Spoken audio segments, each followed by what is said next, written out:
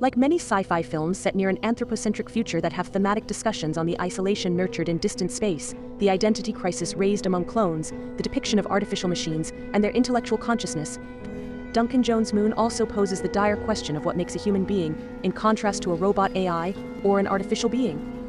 While the film may seem to look like a remix of homages sent by Jones to our familiar sci-fi classics, it never descends into pastiche. Instead, it turns the familiarity into something appealingly unique. In this video essay, we are set on a journey to the moon with our protagonist Sam, who is later revealed as a clone, and our AI darling Gertie, who is surprisingly humane. We explore how the ideas of cloning, isolation, and identity play out in this lunar odyssey. The film presents artificial disposable bodies with a 3-year lifespan. These are designated clones of the original moon base contractor, Sam Bell. As the film opens, we are presented with what we initially believe to be an authentic human being, serving out the end of his contract working alone on the moon harvesting helium-3 to provide energy back on Earth. It is only after the accident that Sam goes out onto the surface in a rover to investigate a malfunctioning harvester that he uncovers that he is not the original Sam Bell. Before this Sam, 5 of them existed, and there are rows upon rows of further clones awaiting future activation. The idea of a limited lifespan in an artificial human echoes Ridley Scott's Blade Runner, in which the replicants are created to carry out dangerous or tedious tasks and have a built-in 4-year lifespan. The replicants are copies of human beings, lacking only one aspect. That is genuine emotion. They are, however, equipped with artificial memories necessary to maintain their sanity, and some of them developed more advanced features such as emotional responses. Setting within a brightly lit, almost uniformly white environment, Moon extends its investigation on cloning by depicting hanging isolation and pervasive loneliness in outer space. In the form of self-exile, Sam's communication is limited to a repeating library of pre-recorded videos, so he has no genuine human contact. According to Brian Robb, the notion of the self does not develop in isolation. Even though each of the Sam Bell clones is born fully formed, having inherited someone else's past socialization, it does not make them psychologically complete. The revelation of the second Sam and their confrontation marks their transformation and resembles the idea of the mirror stage proposed by Jacques Lacan.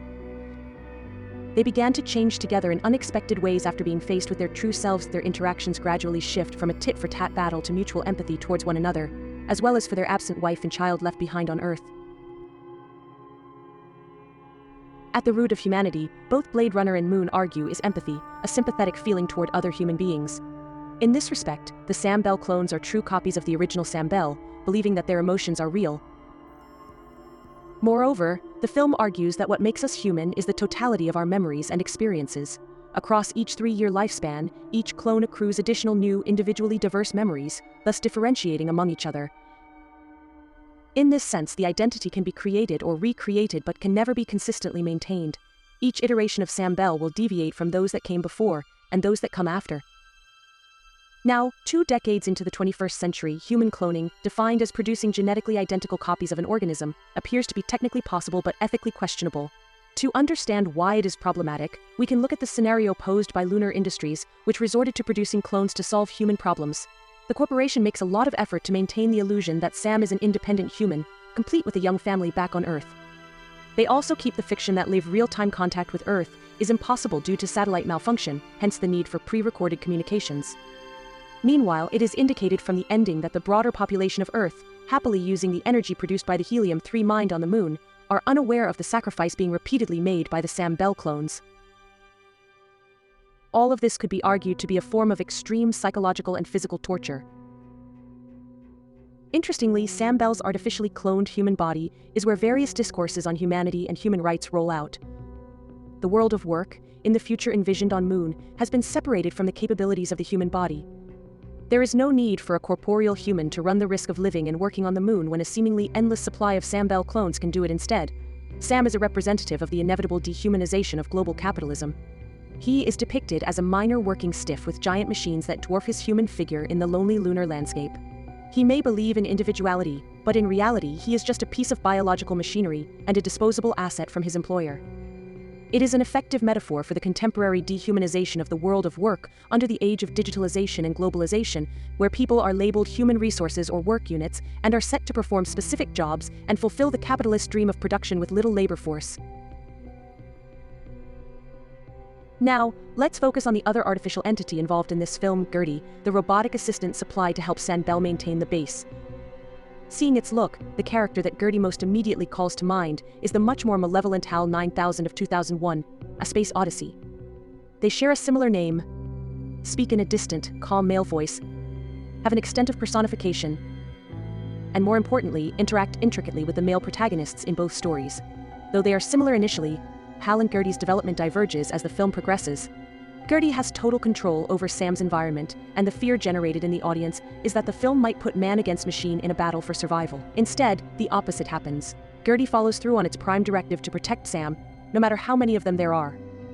It is Gertie who fills in Sam on the backstory of the clones, am I really a clone? allowing him access to his history through video messages and mission logs, noting in a matter-of-fact style. Genetic abnormalities and minor duplication errors in the DNA can have considerable impact on... What about Tess? What about Eve? Before confirming that Sam's memories of his wife and daughter are just memory implants. They are memory implants, Sam. Uploaded, edited memories of the original Sam Bell.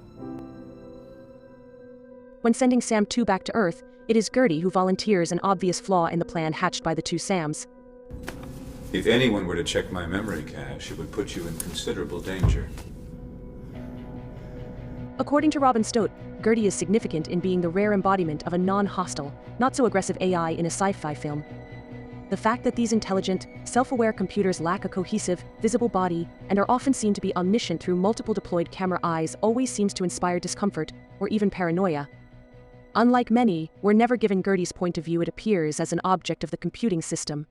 Gertie follows through on protecting Sam, even to the extent of volunteering for a memory wipe to preserve his secrets. Where astronaut Dave had to physically deactivate Hal to prevent his interference, Gertie, on the other hand, offers a self-sacrificing, if practical, solution. You could erase my memory banks. I could reboot myself once you have departed. Although Gertie is not sentient in the way the Sam clones are, as Sam anthropomorphizes Gertie, it seems that Gertie is manifesting a human-like consciousness, or even conscience. Gertie's emotions or moods are simulated through emoji-like smiley faces, but these cannot be taken as any true indication of replicant, like development of genuine emotions. This, according to Stott, is the figure of the caring computer that represents a capacity for effective impact upon human subjects. On the flip side, Gertie's caring is reserved under neutrality. While Gertie is not outraged at Lunar Industries' dehumanized practice, he is equally happy to help Sam to escape to Earth and cover up for him as he departs. The computer makes no ethical judgment in either case. He is programmed to function as directed by its manufacturer, and that primary direction appears to be to keep Sam safe and healthy. There is no contradiction in these seemingly mutually exclusive positions. One could argue that Gertie simply does, as it has been programmed to do, unlike the Sams who can use their innate human-like intelligence to figure out their position and react accordingly. Ultimately, Gertie sacrifices his recorded memories so that Sam can make real of his artificially implanted memories. Here, they share a juxtaposition as the recipients of imprinted memories designed to maintain control over them, and similarly, both are imprinted with corporate branding. The commonly seen Lunar Industries logo signifies the overt corporate ownership and unintentional admission to the manipulation. Zooming out, Moon features an unusual representation of care as illustrated and embodied by interactions between a human clone and a computer. The definition of humanity is explored through the changing nature of the Sam Bell clones, their interaction with the AI Gertie, and the contrast of their humanity to the inhumanity of Lunar Industries. Duncan Jones argues that identity is not programmed and that isolation cannot alone destroy the central core of a human being, as we see the two clones empathize and support each other. As Sam leaves for Earth, he removes a "kick me" post-it note stuck to Gertie's back as a joke. This is a recognition of Gertie's personhood from a clone who is now aware of his nature. The film puts a relatively lighter concern over the modern fear of AI in a speculative term, particularly the existential risk of an AI becoming superintelligent and wiping out the human race. In Moon, the term human can seem parochial, as it faces the question of who is more human: the non-human clones or the non-human robotic assistant. Neither Sam Bell clones nor Gertie are passive programming objects but entities constituted by their unique experiences and memories. Their bodies may be built, whether mechanically or genetically, but their minds are unique, even if they start from base programming, as in Gertie's instructions or Sam's implanted memories. Seeing the collapse of the communication blocking tower and the resumption of live feed, if Jones wants to criticize whoever in this imagined, superbly romantic ending, it has to be corporate America. Clone 6, the clone of Sam Bell, has been giving evidence at CEA's Board of Directors meeting in You Seattle. know what? He's one of two things. He's a wacko or an illegal immigrant. Either way, they need to lock him up. Line 2.